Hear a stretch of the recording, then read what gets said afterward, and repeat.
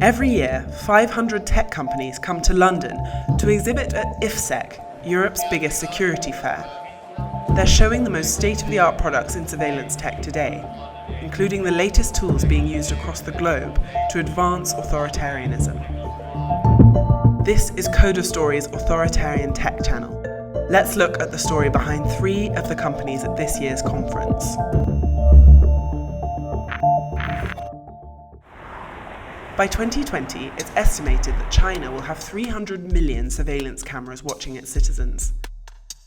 That's 1 for every 5 people.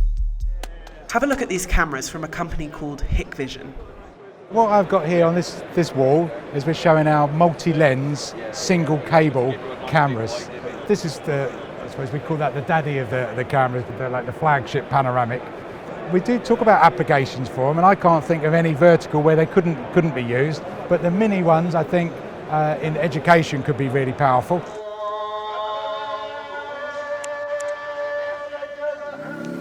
Hikvision is one of the largest companies supplying cameras to aid China's crackdown on its Uyghur Muslim community. In Xinjiang, hundreds of Hikvision cameras have been installed outside mosques. An estimated 1 million Uyghurs have been imprisoned in concentration camps in Xinjiang. The Chinese government call them vocational training centres. Inside, cameras watch them day and night. Together with Hikvision, this company Dahua has received contracts for almost $1 billion from the Chinese government for Xinjiang surveillance projects. Dahua have built Wi-Fi sniffers, which can tap into internet communications without users' consent.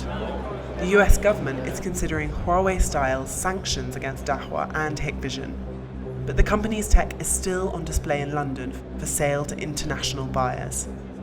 This French company, IDEMIA, have been pioneering new forms of security technology. In 2017, the company supplied biometric election technology to Kenya.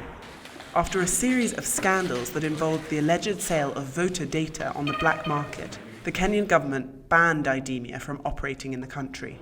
We ourselves take data very, very seriously, and our customers' data it's a very private thing, and we know that some of the countries around the world don't allow for that. IDEMIA is also known for developing facial recognition technology. Facial recognition is not a technology that anybody needs to be scared of. It's not there to take away somebody's privacy. Facial recognition is there because we need to ensure that the bad guys are caught. But here in London, police have been trialling facial recognition and admitted that in some trials they misidentified criminals more than 90% of the time, meaning innocent people were stopped by police for no reason. A United Nations investigator recently recommended an embargo on the sale of surveillance tech to countries worldwide, but his recommendations show no signs of being adopted by UN member states.